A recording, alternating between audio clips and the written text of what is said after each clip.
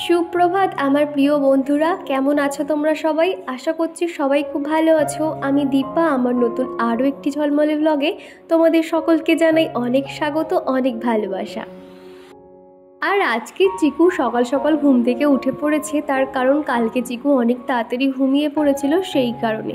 তো উঠতে ওকে একটু ফ্রেশ করিয়ে দিলাম, মুখ হাত পা ধুয়ে দিয়েছি, ব্রাশ করানো হয়ে গেছে।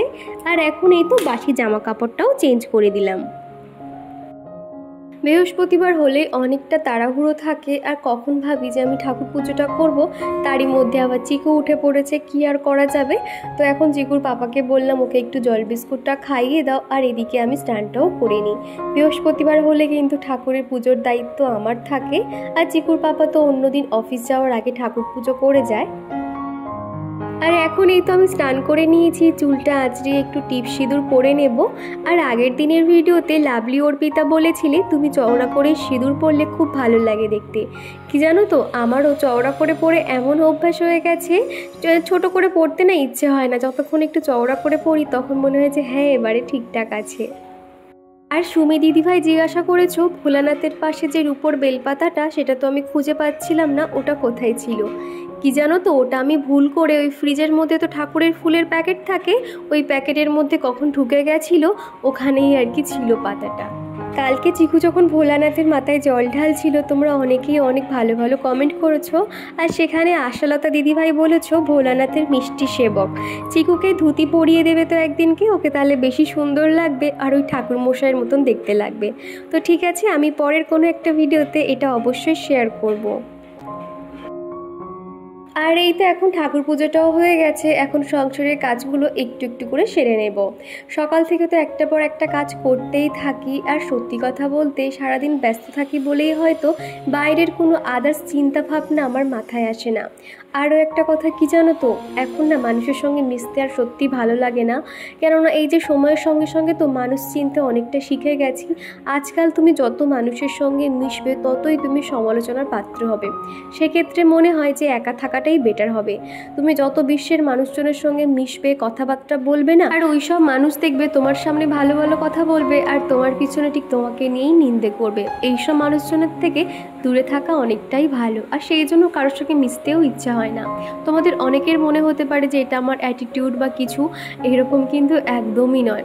একা থাকো, নিজেকে নিয়ে চিন্তা ভাবনা করো, নিজে কিভাবে আরও অনেকটা পথ এগোবে, এটাই ভালো। আমিও না সেটাই করি। আগে মন খারাপ হতো, এখানে একা, আমার সঙ্গে কেউ নেই, কারোর সঙ্গে কথা বলার মতন কেউ নেই, কিন্তু এখন বুঝে গেছি যে এটা আমার জন্য পারফেক্ট জায়গা। আর এখানে আমি আমার যদি নিজের কোনো স্বপ্ন পূরণ করতে পারি, আমি এখানে থেকেই করতে পারবো। বাইরের কাজটা সেরে এখন চলে এসেছি আমার বেডরুমে। এসেই কিন্তু পর্দাগুলোকে সরিয়ে দিয়েছি, আর সকালবেলাতেই কিন্তু বালিশগুলো জানালার পাশে দিয়ে দিয়েছি।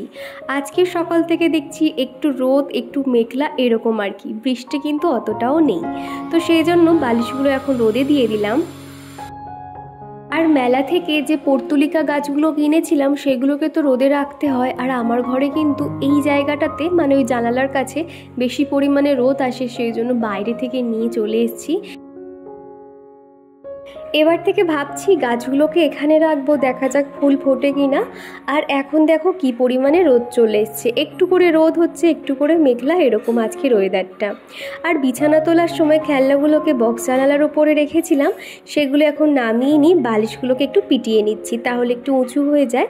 আমার ঘর কিন্তু এরকম অগোছালো হয়, তোমরা সব সময় বলো না যে আমার ঘর কত সুন্দর গোছানো, আমার ঘর কিন্তু অগোছালো হয়, আর সেটাকে কিন্তু গুছিয়েও রাখতে হবে। বাড়িতে একটা ছোট বাচ্চা থাকলে তো এরকম অগোছালো হবে, তবে কিন্তু আমাদের মায়েদের অল্প থাকতেই সেগুলোকে জায়গায় রেখে দিতে হবে, তবেই কিন্তু আমাদের ঘরবাড়ি সবসময় টিপটপ থাকবে।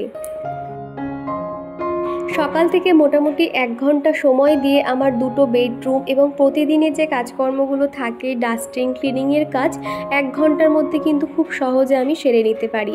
সংসারে তো অনেক কাজকর্ম থাকে, তবে কিন্তু 1 ঘন্টা যদি আমরা একটু হাতে সময় নিয়ে আমাদের ঘরবাড়ি একটু মেনটেনেন্স করতে পারি, তবে কিন্তু ঘরবাড়ি সবসময়ের জন্য পরিষ্কার পরিচ্ছন্ন থাকে। তো এদিকে বিছানাটা পরিষ্কার করে নিয়েছি, আর আজকে সকালে চিকুর পাপাকে এরকম একটু ভাত ভাজা কিংবা এরকম ফ্রাইড রাইসও বলতে পারো, এরকম বানিয়ে দিয়েছিলাম। তো বৃহস্পতিবার বলে সেই খাবারটা যে বানিয়েছি তাড়াহুড়োর মধ্যে না আর দেখানো হয়নি। তো বেলার দিকে খানিকটা ছিল আর কি, ওটা আমি টিফিন করে নিয়েছি। তো তারপরে না ভাবলাম বাকি কাজকর্মগুলো সেরে নিই। ওই যে সকাল থেকে ওই শুধু জল বিস্কুট খেয়ে ঠাকুর পুজোটা দিয়েছি, তারপরে না অনেকটা খিদে পেয়ে গেছিলো। পূজা ঘোষ বলেছিলে উত্তর 24 পরগনা থেকে আমি তোমার ভিডিও দেখছি, তোমার ভিডিও আমার খুব ভালো লাগে, আর তোমার ভিডিওতে আমার নামটা নিও। এই যে পূজা, তোমার নামটা আমি বলে দিলাম। আর তুলাদে বলেছো চিকুর বার্থডে আর 1 মাস বাকি, এই যে তুমি মনে রেখেছো এটাই বেশ ভালো লাগলো। হ্যাঁ গো, চিকুর বার্থডে অগস্ট মাসের 17 তারিখে। আমার এই বেডের পাশে যে কম্পিউটার টেবিলটা দেখছো, এখানে একটা ল্যাপটপ, কয়েকটা ফ্লাওয়ার ভ্যাস রয়েছে। আর রাস্তার পাশে তো এই জায়গাটা কিন্তু প্রচুর পরিমাণে ধুলো হয়ে যায়, প্রতিদিনই আমাকে এই জায়গাটা পরিষ্কার করতে হয়। মাঝে মাঝে না মনে হয় একটু স্কিপ করে যাই, ভালো লাগে না করতে, এক প্রকার বাধ্য হয়েই কিন্তু এগুলোকে পরিষ্কার করতে হয়। 1-2 দিন যদি একটু বন্ধ দিয়েছি, কি পরিমাণে যে ধুলোর আস্তরণ পড়ে থাকবে কি বলবো তোমাদের। আর এই যে সাদা শোকেসটা দেখছো, দেখতে তো খুবই সুন্দর, কিন্তু অতটাও না ভালো দেয়নি গো। এখন করে দেখছি এই দিকে দরজার পাল্লাটা কেমন জানি একটা খুলে যাচ্ছে, নিচের দিকে একটা নাট লাগানো থাকে, সেটা না একটু নড়বড়ে হয়ে গেছে। তো সেটা ভালো করে সেটিং করে দিয়ে দিলাম। আর একটা সরু বেল্ট ছিল, দেখবে যে কোনো 1 পিসের সঙ্গে একটা করে বেল্ট থাকে, তো সেই বেল্টটা না এই সামনে আর কি ঝুলছিল শোকেসের দিকে, তো ওটা আমি ভিতরে রেখে দিলাম। আর আজকে আমি ভয়েস দিচ্ছি, আমার এত অসুবিধা হচ্ছে জানি, তোমাদেরও শুনতে ভালো লাগছে না, তবে একটু ম্যানেজ করে নিও। পাশে যেহেতু একটা রাধা মাধবের মন্দির হচ্ছে, সেখানে না পাথর কাটছে, সেই কারণে এই আওয়াজগুলো বারবার কিন্তু তোমরা শুনতে পাবে। আসলে রাত্রিবেলা করে ভয়েসটা দিলে তখন কিন্তু একদম নিট অ্যান্ড ক্লিন তোমরা শুনতে পাও, কোনো রকম টুকটাক আওয়াজ হয় না। আর কি জানো তো, সেই সকাল থেকে রাত অবধি আমার ভিডিও শ্যুট থাকে, রাতে কি করি ভিডিওটা এডিটিং করে নিই, কিন্তু ভয়েসটা তো আর কমপ্লিট করতে পারি না, সেটা কিন্তু আমাকে ভোরবেলা কিংবা বেলার দিকে আমাকে দিতে হয়, যার কারণে এই আওয়াজগুলো আমাকে ফেস করতে হচ্ছে। তবে তোমাদেরকে বলবো একটু মানিয়ে গুছিয়ে নাও। আর এদিকে তোমাদের সাথে কথা বলতে বলতে বেডরুমটা কিন্তু সুন্দর করে গুছিয়ে নিয়েছি। যারা একার সংসারে ছোট বাচ্চাকে মানুষ করতে হয়, তার সঙ্গে এরকম ইউটিউব রয়েছে, তাদেরকে বলবো একটু প্ল্যানিং করে যদি আমরা সংসারে কাজকর্মগুলো গুছিয়ে করতে পারি, সেক্ষেত্রে কিন্তু অতটা অসুবিধা হয় না। আমার যেহেতু এত বড় একটা বাড়ি, আমি কিন্তু একসঙ্গে সমস্ত জায়গা পরিষ্কার করতে যাই না, এতে কিন্তু আমার অনেকটাই দেরি হয়ে যায়। একদিন করে আমি একটা করে দেখবে ঘর পরিষ্কার করি, সেটা তোমরা আমার ভিডিও দেখলেই বুঝতে পারো। একদিনকে বেডরুম পরিষ্কার করি, একদিনকে পাশের রুমটা কিংবা ডাইনিং রুম, কিচেন, এগুলো কিন্তু আমি একদিন করে পরিষ্কার করি, আর সেটাও তোমাদেরকে দেখিয়ে থাকি। তো এখন এই যে জামা কাপড়গুলো দেখছো, সেগুলো সমস্তটা শুকিয়ে গেছে, এখন এগুলো তুলে আনছি। কদিন এত পরিমাণে ঠান্ডা লেগেছে, সেই জন্য জামা কাপড় কোনো রকম ধোয়া কাচা সমস্তটাই কিন্তু চিকুর পাপা করে দিচ্ছে, যার কারণে আমার অনেকটাই সুবিধা হয়েছে। আমি রান্নাঘরে আসার আগে এরকম 2টো ঘর এবং বাইরের কাজ সম্পূর্ণ সেরেই তারপর কিন্তু রান্নাঘরে আসি, এতে কিন্তু আমি অনেক মনোযোগ দিয়ে রান্নাবান্না করতে পারি। আর এরই মধ্যে যদি কেউ চলেও আসে, তখন কিন্তু অতটা খারাপ লাগবে না, না তো ভাববে যে ঘর বাড়ি কী অবস্থা করে রেখেছে। এরকম 2টো ঘর টিপটপ থাকলে নিজেরই যেন একটা ভালো লাগা কাজ করে। আর আমাদের চিকু এখন এত দুষ্টু হয়েছে, ও কিন্তু এক জায়গায় বসে থাকতে চায় না, চারিদিক কিন্তু জিনিসপত্র এলোমেলো করে। তবে ওকে একটা ওর মনের মতন খেলনা পেয়ে গেলে তখন কিন্তু আর অন্যদিকে হাত দেয় না। আর এদিকে না মাছগুলো দেখলে, আমি ডিপ ফ্রিজে ছিল, আমি সেই সকালবেলা মাছগুলোকে জল দিয়ে রেখেছিলাম, সেই জন্য মাছগুলো ছেড়ে গেছে। আর এখন এই তো নুন হলুদ মাখিয়ে রেখেছি, তারপরে আর কি ভেজে নেব। আমার বেশ কয়েকজন বন্ধু আছে যারা প্রতিদিন আমাকে বলছে, দিদিভাই তোমার হোম ট্যুর দাও, হোম ট্যুর দাও। কি জানো তো, আমারও ইচ্ছে রয়েছে, তবে হোম ট্যুর দিতে গেলে কয়েকটা জিনিস আমাকে কিনতে হবে, তারপরে কিন্তু ঘরটাকে সুন্দর করে গুছিয়ে তবেই তোমাদেরকে হোম ট্যুর দেবো। যে খুব একটা দামি জিনিস কিংবা অনেক ফার্নিচার কিনবো, সেটা তো আমার পক্ষে সম্ভব নয়।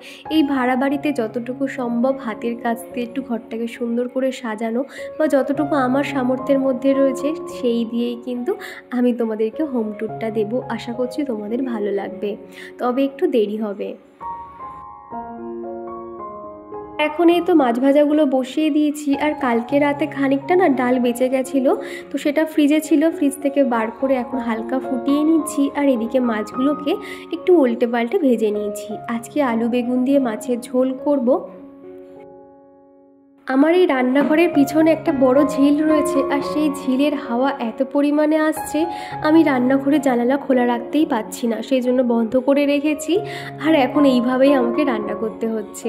তো এদিকে আমার মাছগুলো ভাজা হয়ে গেছে, আরও 2-3টে মাছ দিয়ে সেগুলোকেও ভেজে নেব। আর বেগুনগুলোকে না ওই নুন হলুদ মাখিয়ে রাখার মতন সময় হয়নি বলে তেলের মধ্যে নুন আর হলুদ দিয়ে এখন বেগুনগুলোকে ভেজে নিচ্ছি। আগের দিনে everyday every time vlog ID থেকে এক বন্ধু বলেছিলে তোমাদের ওদিকে কত সুন্দর বৃষ্টি হচ্ছে। আমি কৃষ্ণনগরে থাকি, এখানে একটু বৃষ্টির দেখা নেই, এত পরিমাণে গরম পড়েছে যে আমি নিজে অসুস্থ হয়ে পড়ছি। কি জানো তো, মাঝে করে আমাদের এখানে যা গরম পড়েছিল, এখন আমি বুঝতে পারছি তোমাদের ওখানে তাহলে কেমন হচ্ছে। তবে বলবে একটু সাবধানে থেকো, নিজের খেয়াল রেখো, কি আর করবে।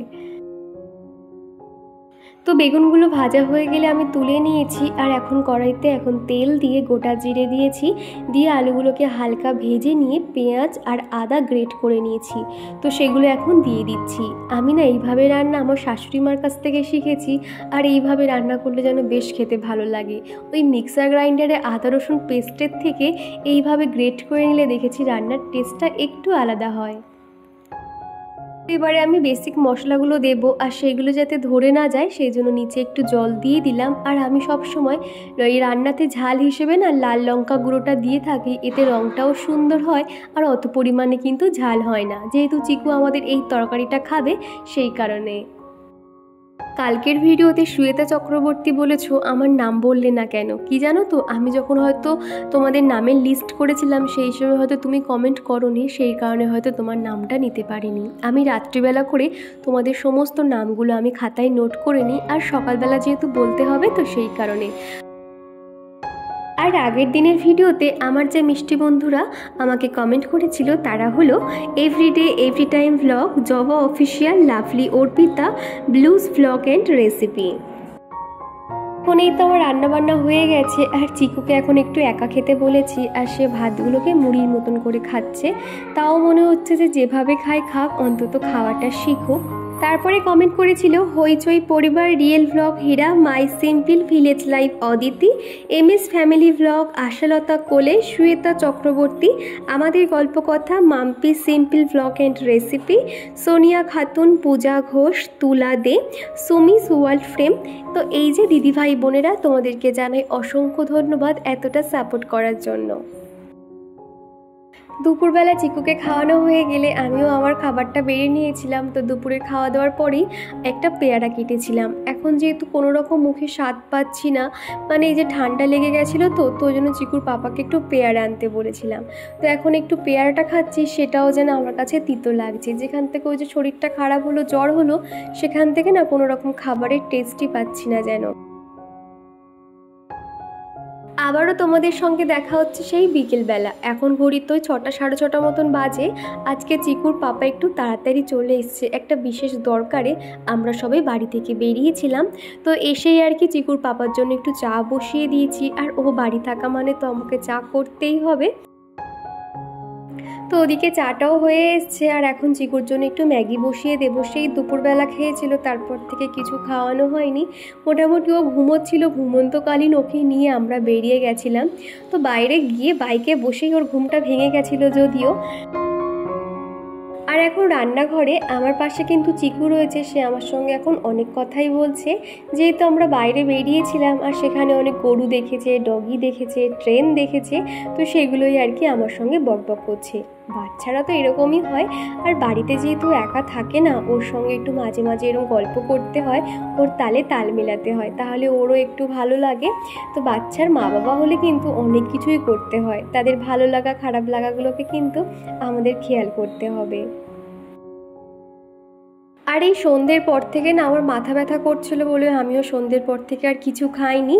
আর এই 2 দিন ধরে জামা কাপড়গুলো এইভাবে পড়ে রয়েছে, ভাঁজ করবো তার আর যেন ইচ্ছে হচ্ছে না। আর আমাদের চিকুর বদমাইশি দেখো, সে এখানে কি করছে জামা কাপড়গুলো।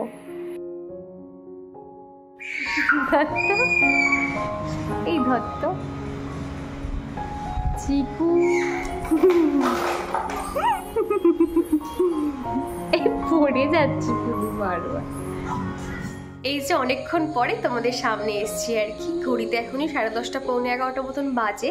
খাওয়া দাওয়া সবই আর কি কমপ্লিট করলাম, এসে চুলটা বেঁধে নিয়েছি, স্কিন কেয়ার করাও কমপ্লিট হয়ে গেছে। তো চলো আজকের ভিডিওটা আর বেশি বড় করছি না, ভিডিওটা এখানেই শেষ করছি। আর ভিডিওটা তোমাদের কেমন লাগলো অবশ্যই কমেন্ট করে জানিও, আর ভিডিওটা কোথাও ভালো লেগে থাকলে একটা লাইক করে দিও। তো চলো আজকের মতো টাটা, আবারও দেখা হচ্ছে নেক্সট ভিডিওতে।